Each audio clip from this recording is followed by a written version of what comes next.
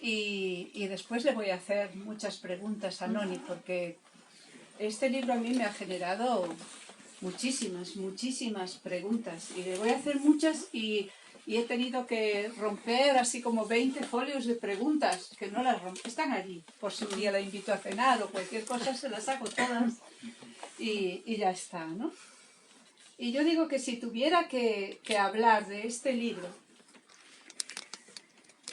pues una de las cosas más precisas que podría decir es que es un libro del pensar y del pasar. Y me parece que eso, así, bueno, ninguna frase define un libro, ¿verdad? Pero yo creo que eso se acerca un poquito a lo que el libro es. Dice ella en un verso, dice, calaveras 3, carabelas, perdón, no, calaveras 3, carabelas, carabelas, como si estuviera pensando, y luego dice, en gallego, dice, velas pasar y pasar. Entonces, ahí está el pensar y el pasar en ese verso. De calaveras pasamos a carabelas, de carabelas pasamos a pensar, y del pensar pasamos a decir en gallego, porque ella es argentina, luego también dirá algo de gallega, velas pasar y pasar. Y verlas pasar es lo que ella parece que no quiere. No quiere ser gata en la ventana, ¿verdad? Eso por una parte. Y el libro va mucho de eso. No quiere estar quieta, quiere jugar, quiere hacer cosas. Por eso se quita el sueño si hace falta, y si viene el insomnio, bienvenido sea hasta cierto punto, ¿verdad? Y nada, que ella sea una poeta del pensar, por otro lado, pues es tan natural como la artrosis o como las manzanas. Eso, ella es así. Y no sabe hacer libros que no sean libros hondos, libros profundos, poemas redondos. En fin. El caso es sentirse viva, Noni. Entonces, para sentirse viva, a lo mejor conviene no dormir. Como los niños. Los niños dicen, ay, que he escuchado una vez, a mí, no sé, me parece una locura eso, ¿no? De que los niños no quieren dormir porque tienen miedo a la muerte y que identifican un poco la muerte con el sueño. Yo he tenido nietos y lo que querían mis nietos era jugar a esas horas. Entonces, yo creo que las escritoras, las poetas, lo que quieren hacer a la hora de dormir es escribir, y eso les quita el sueño y bien está, ¿no? ¿O no? Sí. Bien está. Sí. O habría que cantarles nanas a los poetas. Yo creo que nanas sí, porque cantarnos nanas, lo he pensado, es lo mejor, porque está cargado de afecto, y el afecto te hace dormir, porque tiene los mismos efectos que la morfina de la leche materna. Que yo cuando me enteré me pareció que cuadraba totalmente. ¿Tiene morfina? Sí, tiene trazas de morfina. O sea que los niños ya de chicos... es la droga, es la droga. Entonces ahí hay un poema que yo realmente precede al poema central de este libro, que gira alrededor de un largo poema de 10 páginas, que no lo voy a leer, no se asusten, que tiene que ver con una larga noche de insomnio colosal. Es decir, yo por lo general duermo bien, pero esa noche, fue hace unos años, y me ocurrió, y no me podía dormir, y bueno, pues me puse a escribir. Y tuve la oportunidad de reseñarla. Pero el poema que precede dice, quería que me contaras un cuento, cuando conmigo frecuentarme es peligroso. No más nadar hasta un cabo y hacer pie en tu plataforma marina. Claro, es que yo lo que quería era pedirle a Noni, en esta reunión en la que estamos, que iba a decir en esta xuntanza, pero bueno, que nos cuente el cuento de este libro, o sea, lo que el libro tiene, y sobre todo cómo lo hizo, ¿no? Cómo se hizo este libro, que es para mí algo, creo que está muy trabajado, muy pensado, muy logrado. Bueno, y le voy a ir preguntando cosas. Me vas preguntando, sí. Sí, sí.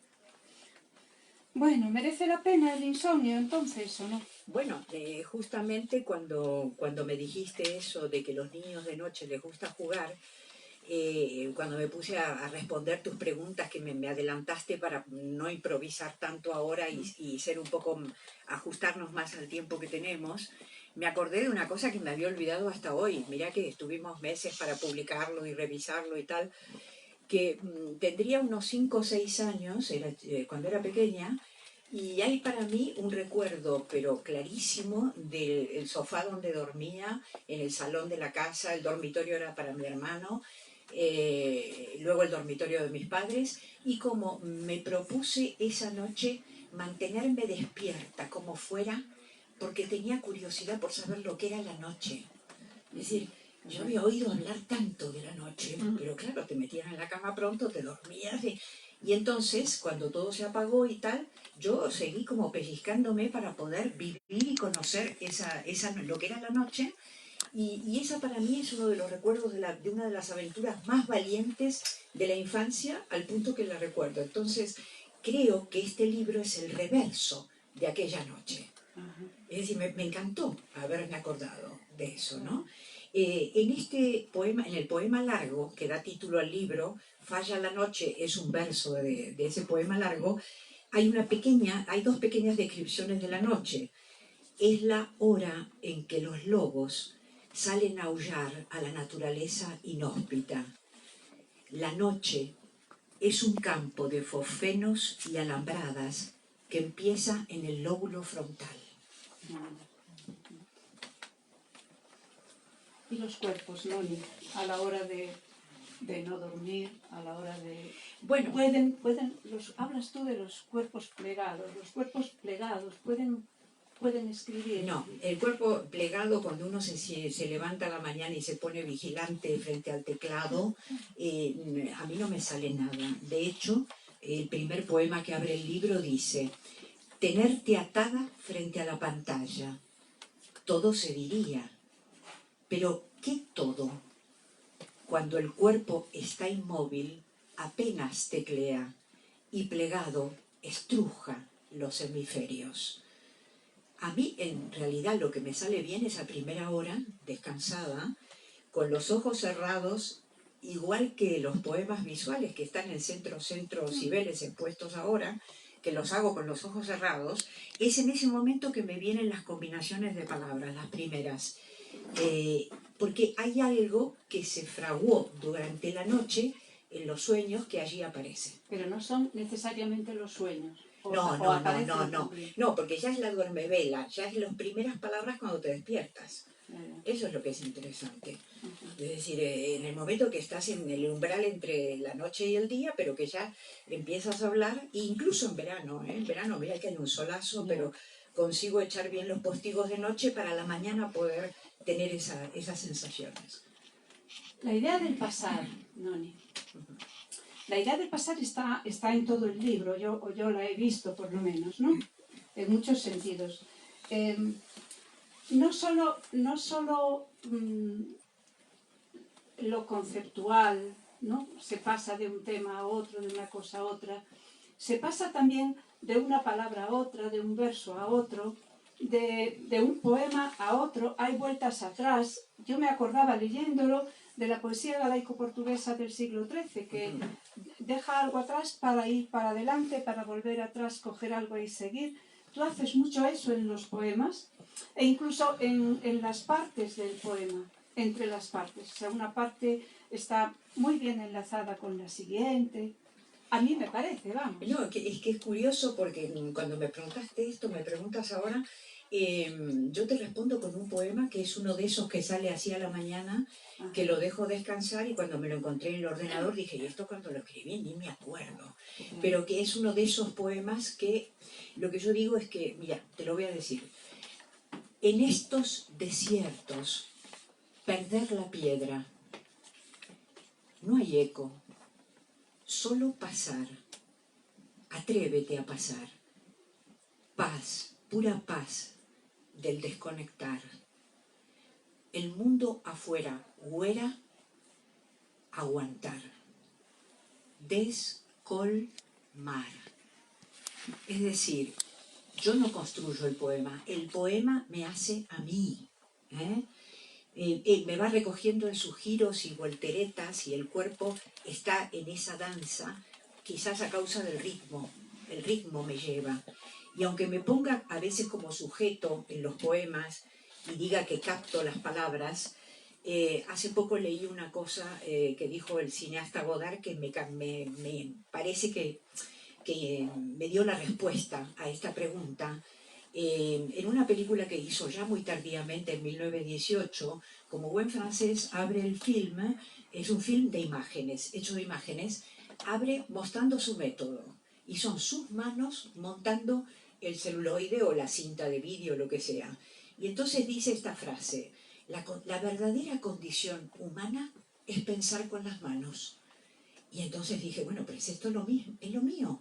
El lápiz o las teclas van dando forma a ese magma que va saliendo de ti, igual que los poemas visuales con la carbonilla y la sanguina. O sea, esa es la sensación, que son las manos las que piensan. En el momento en que estás enlazando una palabra con otra para formar la oración. Claro. Yo te voy a hacer alguna pregunta un poquito más adelante que tiene que ver con esto para Sí. que ahondes más en ello, porque me parece que nos afecta a todas las poetas en general y que es bien interesante. Y a los plásticos sobre todo, y a los cineastas, a todos. Sí.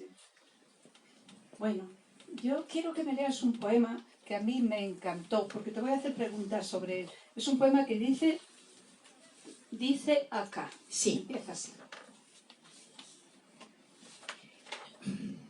Dice acá, digo aquí, en el umbral de la librería. Él de paso, yo de pasaje ya. Lo que puedo decir y no digo, porque el decir no me atañe.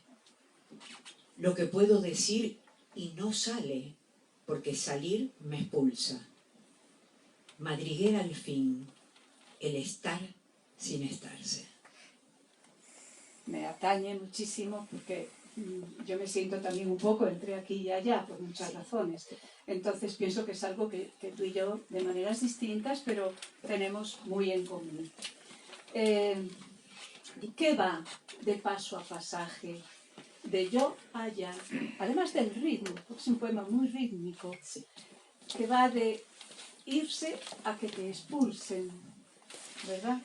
De acá a aquí. De acá a aquí, básicamente. Para empezar, de paso, el que está de paso es un visitante, un viajero puntual.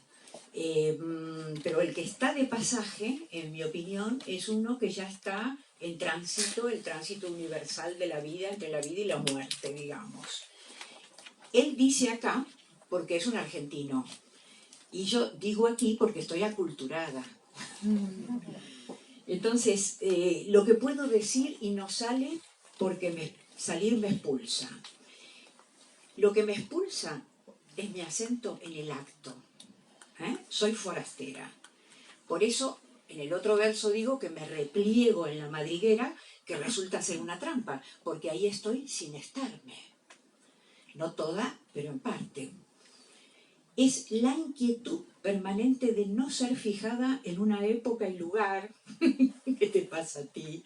Y a la vez saber que esto es así para millones de desplazados en este mismo instante y que las categorías de pertenencia están obsoletas, no responden a la realidad, que es cambiante, móvil y siempre conflictiva. Y siempre con una sensación de impotencia, en cierta manera. Porque no puedes hacerlo de allá si estás aquí, y si estás allá no puedes llegar aquí. No, es un poco siempre... Es siempre porque, claro, nosotros estamos alerta porque lo sufrimos, pero el resto de las personas no se dan cuenta de tu problema y no tienen la culpa, los pobres. Claro. Es una consecuencia histórica. Pero ni las mujeres me meten en las antologías de mujeres aquí en España. Yo las metí a todas, ¿viste? Pero, ¿por qué? Que no te metan los hombres, vaya y fácil, pero que las mujeres no te metan, tú dices, y las de allá no te meten, lo sabe Santiago Silvestre, que está aquí, lo intentó con la de Irene Cruz en Buenos Aires. No, ella vive allá. Entonces ahí tampoco. Es que no estás en ninguna de las dos tradiciones, estás además. de ninguna. O tienes las dos, pero claro, Claro. Tú puedes disfrutar de las dos. ¿Qué vas a disfrutar? Pero- Porque tengo hasta en medio de las olas, como dijo Neruda.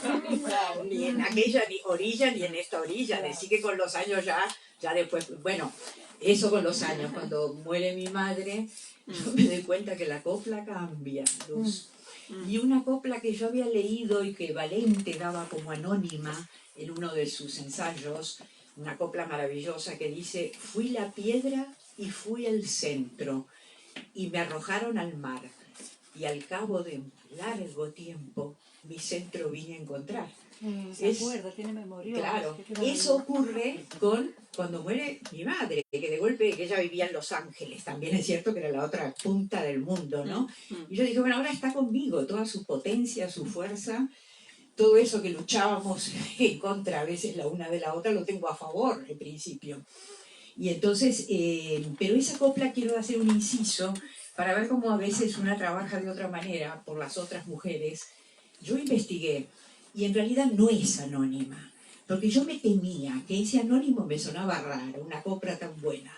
Y es una gran cantaora sevillana del 19, La Cerneta, llamada la Madre de la Soleá. O sea que no era anónima la copla, venía de una mujer. Bueno, has mencionado las dos orillas, estamos hablando de... Y fíjate que yo creo que eso, no sé si tiene que ver con lo que estamos hablando de la no pertenencia, ¿no? Pero tu libro está siempre, o hay cantidad de elementos como de dos orillas y un centro. Yo me acordaba del entre dos, que es una palabra, pero que también es una cinta, es un encajito que se coloca entre dos telas, ¿no?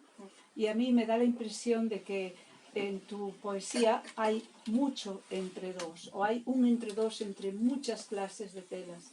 Y el entre dos es el encaje, es la pieza importante, más que la tela en sí misma, ¿no? Entonces hablas del río, pero hay mucho entre dos. Yo, fíjate, para no equivocarme,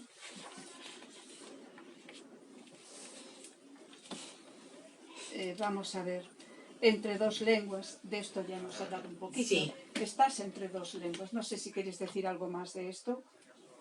Entre dos sistemas, entre dos tradiciones. Entre dos tradiciones. Me descubrí, habiendo escrito un poema que le gustó mucho a un amigo argentino, a un poeta argentino magnífico, que me dijo, este es el que más me gusta de tu libro. Y yo le llamo el poema del ¿de dónde vengo? Dice así: eres de ese ritmo como se es de un cuerpo. Fíjate. Ciudad maníaca, no duerme y desvela. Tu valor lo tasa el viento que en tus velas cabe. En cabeza del convoy de hechizados. Esos son los argentinos. Ese es el ritmo de Buenos Aires, ¿no? Ciudad maníaca, que no duerme y desvela. Y a veces me descubro y me digo, pero ¿no será eso que lo tengo inyectado en vena? Pero tengo que hacer una apreciación aquí. Aquí hay dos versos que son absolutamente extraordinarios, que son del siglo de oro español y que son de Góngora y que me encanta. Él habla, no habla del valor, pero dice, tasando el viento que en tus velas cabe. Y yo me lo apropié. O sea que encima de que es una descripción de dónde vengo, hay una apropiación de dónde estoy, de dónde vivo, de esta tradición. Claro. O sea que es una respuesta bifaz, ¿no? Con dos caras. Sí. Y hay un entre dos también, entre lo que la poeta quiere decir y a veces no dice. Y lo que la poeta a lo mejor no quiere decir y va al poema y lo dice. Ah, el poema Esto habla, tiene sí. que ver con lo que hablábamos un poco al principio, ¿no? Yo creo que es tema en tu poesía, eso lo dices mucho, ¿no? Sí, pues hay un poema justamente que habla de eso, ¿no? Uno puede decir cosas que vienen a la mente al hilo de, pero estar hablando de otras por debajo sin saberlo. Y así, de frase en frase, haber dicho por ímpetu lo imposible de transmitir. Entre el orden y el caos. Sí. Restituida la noción de caos ordenado, de confusión bajo control, descorcha, extiende, bebe desechos de letrinas mentales, que sin embargo valen lo que mica y cuarzo envena. Pienso que este poema tiene que ver con perder el control, someterse a la confusión, salir maltrecha y al cabo uno revitaliza la sangre en las venas, las propias estructuras, que es necesario animarse, ¿no? Hacerlo. Claro. Y el lector, la lectora, cuando te lee, tiene siempre un poco la sensación de estar leyendo un pensamiento muy claro a la vez que está leyendo una neblina. Es decir, hay ahí también un entre dos, ¿no? Entre la claridad y el misterio, que yo creo que tiene también que ver con lo íntimo y lo público. La claridad te llevaría a lo público, el misterio te llevaría a lo íntimo. Bueno, tanta claridad, yo desconfío.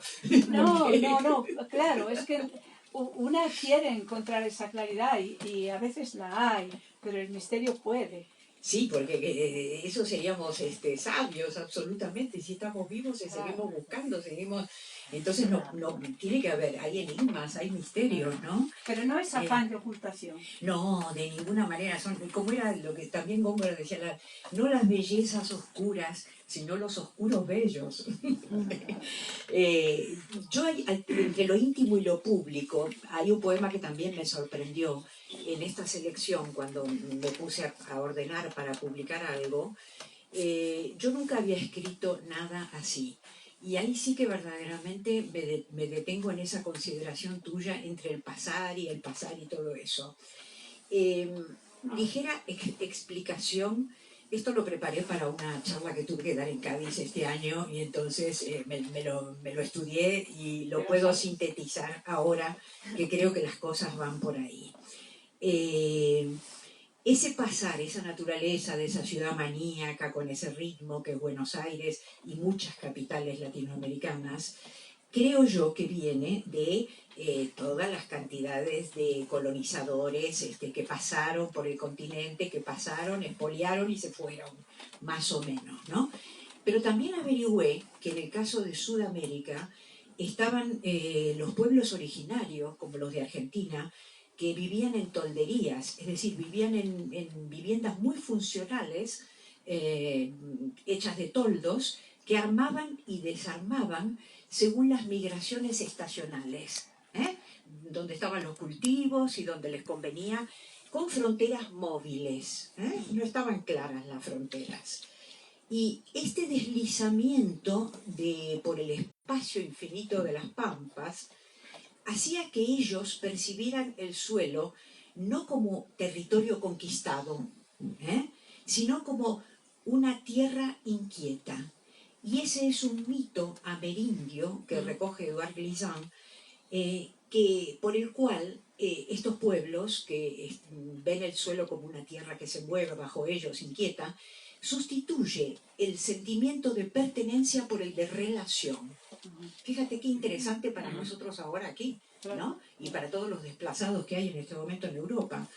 Y estos pueblos ocurren sobre todo en Sudamérica, que no son grandes culturas como los aztecas, los mayas o los incas, cuyos monumentos todavía nos asombran, ¿no? En piedra y todo esto.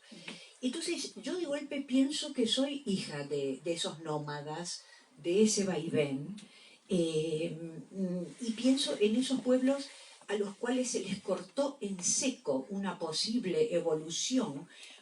Cuando llegaron los colonos blancos, se hicieron con la posesión del territorio y comenzaron a construir. Y entonces me salió uno de estos poemas misteriosos, yo ahora di la explicación, pero es que yo me aburro cuando leo poemas que entiendo de una sentada, Luz. No los vuelvo a leer nunca más. Es decir, realmente no me interesan. A mí me interesa un poema que vaya descargando energía a lo largo de los años y que cada tanto me diga algo distinto. Sería feliz si este pudiera decirnos, fuera un poco misterioso, pero alude a esos pueblos. Y dice así: usted encuentra o había 3 altas calaveras sobre palos, postes anteriores, suyos a su pasar. ¿Qué casas no construirían con ventanas, puerta, caladeros de viento bravo, dunas y dar? Antes y me despellejé. Tiempo y pasar.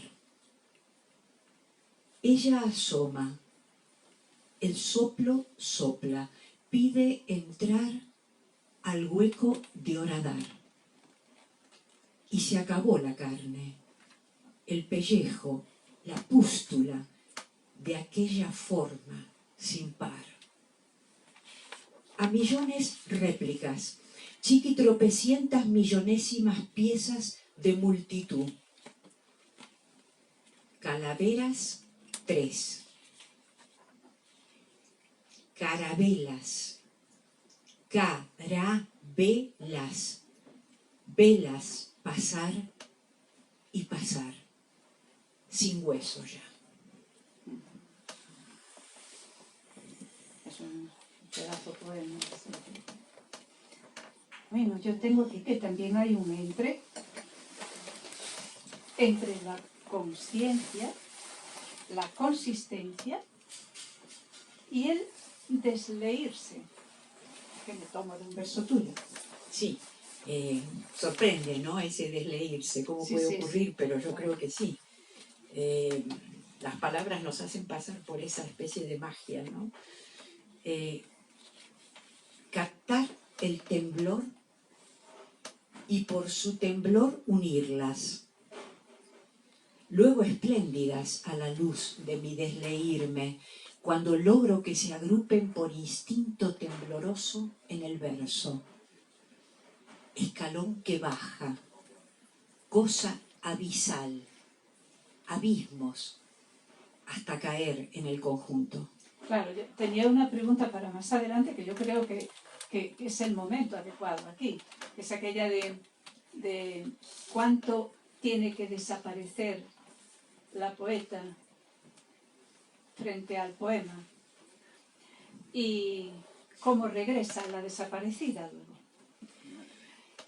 Yo creo que más adelante te lo respondí, porque, claro, es obvio que sí, que uno desaparece y se deslíe. No, pero lo dejamos para luego. Bueno, lo dejamos. ¿Cuánto te importa lo que es río, pero no es agua, pero se mueve, pero tiene orillas, pero no se entiende lo que es? Luz, mira el remanso y entenderás. Tiene que correr el agua, si no, se estanca. Y si se estanca, hacer espejo, para eso fresca, encajonada no puede sobrevivir. No soporta la inmovilidad pululante con burbujas a ras de agua, como si un pez agonizara. A veces la poesía está muerta, ¿verdad? En algunos sitios. Y sí, cuando escribes de memoria. Por ejemplo, ¿no? Claro. ¿Cómo llevas tú la pelea, si es que es una pelea, entre la orilla del pensamiento y la del mundo, de lo concreto, de la vida cotidiana, el estar allí y aquí, el estar entre esas dos vidas, que una de ellas es imprescindible y la otra en tu caso también? Bueno, te voy a responder con un poema que hice en una residencia de artista cuya ventana daba a un parque maravilloso, con una vegetación extraordinaria, y me pasó que me asomé a la ventana y vi esa masa de vegetación y se me ocurrió este poema, que es uno de los pocos poemas, bueno, es directamente de amor que hay en el libro, ¿no?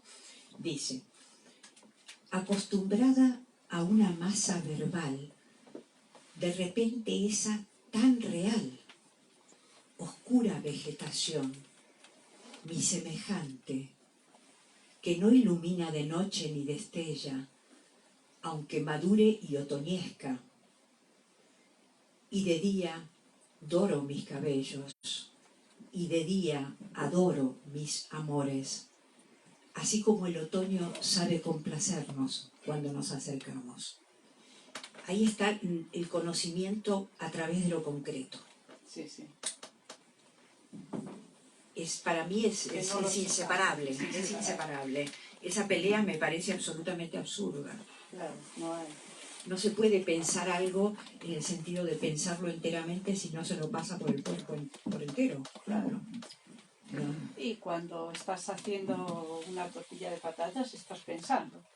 Claro, también. Sí, Claro. sí. El ritmo me lleva, dices.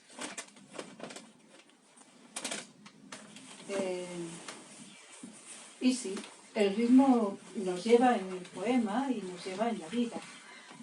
Pero en tu poesía el ritmo no es musiquita, no tiene truco ninguno, no es Bueno, he escrito cancioncita. sonetos también, no te preocupes. Ya, pero yo me refiero a este libro. Y cada tanto, cuando no tengo inspiración, voy y me pongo a escribir sonetos. No, y lo haces muy está bien. clarísimo, Y lo está haces clarísimo. muy bien, pero aquí no. Sí, Entonces, no, aquí no. Y sin embargo hay ritmo, pero no hay... Falta algo, falto yo ahí, falta... No falta nada, hay ritmo. Sí. Pero es otra clase de ritmo. Es como un ritmo que va por dentro. Es un ritmo que ya viene dictado, ¿no? Que, en cambio, este otro ritmo es el ritmo que es lo que dicen que cuaja en la voz propia, ¿no? Exacto. Que viene también de la... Bueno, no lo voy a poner a explicar ahora, la pignolepsia, ¿no? Los ritmos biológicos. Eso lo dejo para la exposición de Cibeles, que ahí lo explico muy bien. Tiene que ver con la velocidad y cómo se nos están alterando los ritmos propios ahora. Y lo notamos en la poesía Twitter y en la internet, ¿eh? Está pasando muchísimo eso. Voy a leerte un poema que tiene que ver con el tema. Dice: muy pocas cosas, apenas, al borde de un mar o en torno a. Muchísimas cosas que no sé. Pasear, volver hacia atrás, repetir. Tantísimas cosas no entiendo. El ritmo me lleva. Es que también es una idea como muy verdadera, muy de verdad. Sí, o sea, sí. El ritmo en poesía es lo que te mueve normalmente, ¿no? Claro. Pero sin embargo hay ritmos como muy marcaditos, como lo que dices del soneto, ¿no? Que te obliga a una determinada acentuación. Etc. Por eso te digo que ahí te pierdes tú. Claro. Es dificilísimo. Claro. Estás respondiendo a un ritmo ya marcado hace muchísimos años y por otros señores y ya está. Claro. El revivir, el repasar.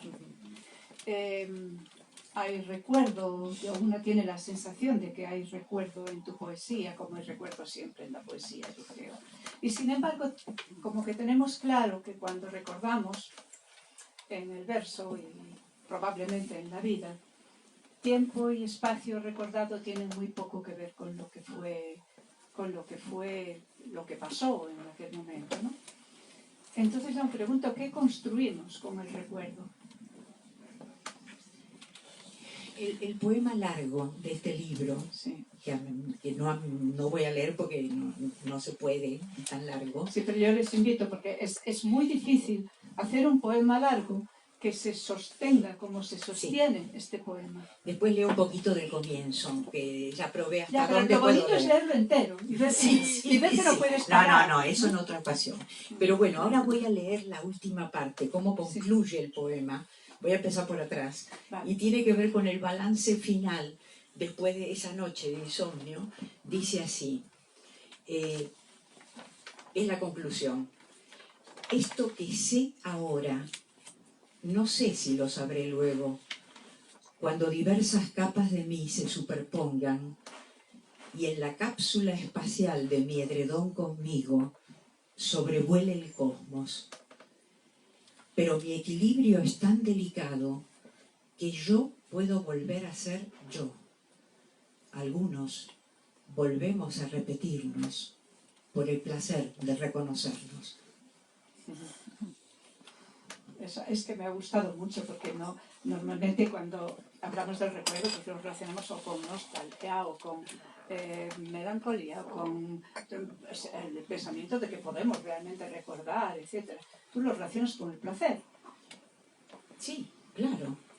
Y después los viejos cada vez repiten más las mismas historias. Exactamente. Sí, pero por placer. Y yo no creo que haya otra, ¿no? Porque, claro, les pasa eso, que recordar aquellos tiempos es... Bueno, te pregunto, porque hay algún verso por ahí que a mí me llegó muy dentro, y entonces yo te pregunto esto, el zarpazo que viene de dentro o el zarpazo que viene de fuera? Bueno, ese es un poema en el cual hablo de que yo creo que son los temores propios que están generados por las experiencias del entorno y que uno introyecta. Pero voy a leerte el poema entero. Es breve. El zarpazo, la zarpa, más que el morro peludo que se acerca y me huele. Que me des la mano, que me la des. Eso mata, desgarra, arranca cosas de piel irreparables. Oso hormiguero, oso de estancia, sueltos los osos y osesnos. Ella los maneja, convive. Yo temo, terror. Son salvajes. Estar de pie y rebotar. Doble y triple altura del salto para escapar del zarpazo. Óyeme, los osos sueltos de mis adentros.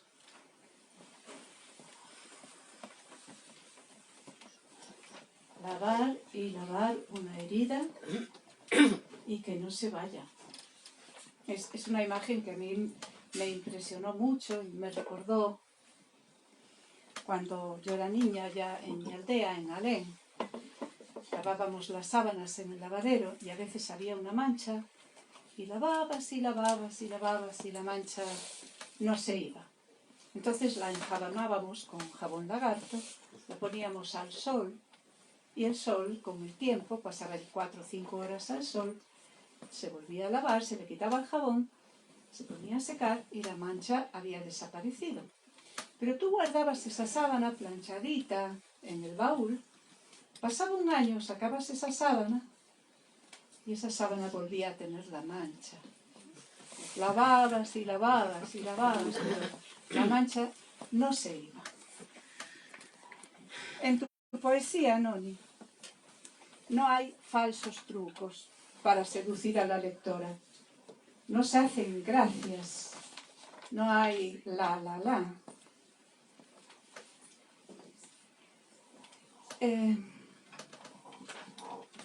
A veces, a ver, porque esto quería yo leerlo, cuando creemos que asoma el bailecito, nos engañamos. Es la agudeza tramposa. Creo todo lo contrario. Creo que tiendes a una cierta sequedad que tal vez sea inevitable en una poeta del pensar y del pasar. Pero esa sequedad, que es síntesis, que es eficacia de lo breve y respeto al lector, es lo que más seduce precisamente, lo que invita a seguir y seguir ahondando. No se acaba de leer la poesía de Noni. Quería yo decir esto ahora y dejarte descansar un poco de tanta pregunta. Quería decir también que de pronto, en esa sequedad que se vuelve tierra húmeda y fértil, cuando cavas un poco, brillan piedrecitas. En la última parte del libro, por ejemplo, un poema río que leemos de un tirón, es una presencia finísima de la ironía que se trae el poema para evitar la queja, el drama. A veces son momentos de ingenio tan lúcidos, tan eficaces, que pueden deslumbrar a la lectora. Otras veces son imágenes insustituibles, como lavar y lavar, para quitar la mancha de la herida. Y que ésta, a pesar de todo, no se vaya, por ejemplo.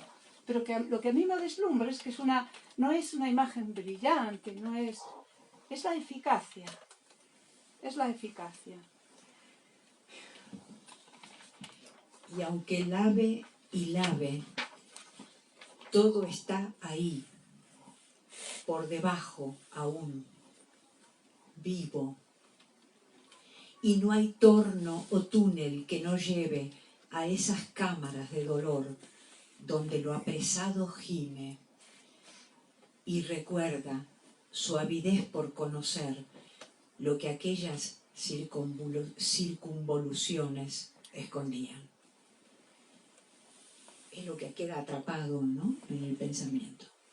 Como queda la sábana, la sábana. Hay un poema, que es uno de mis favoritos, en que aparece la palabra valor y aparece la palabra miedo. Las dos orillas, una vez más. Y también aparece por allí la figura de la madre, como quien pasaba por allí.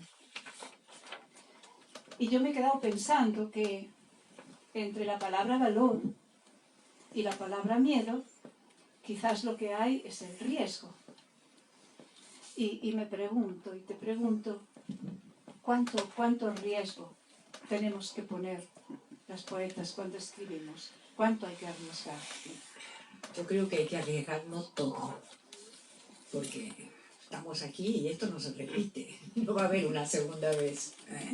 Claro. Hay que sofrenar, como pienso, la boca para que no se dispare de memoria, y dejar que las palabras salgan de esa roca interior, aunque sea un hilito nomás de agua, pero que esté vivo. Esa es la idea. Mi miedo te hace el favor de ser valiente, mientras me sumo en un tembladeral. La sensación escasea. ¿Cómo contar la pared a pico sobre la roca? Era inmensa, y el contrafuerte se abría como el ruedo de la falda de mamá. Es un poema precioso. Y bueno, pues yo creo que estamos ante una persona que en la vida y en la poesía ha sabido apostar por el riesgo siempre, en todo lo que hace, y que se merece, pues, un aplauso muy fuerte. Muchas gracias.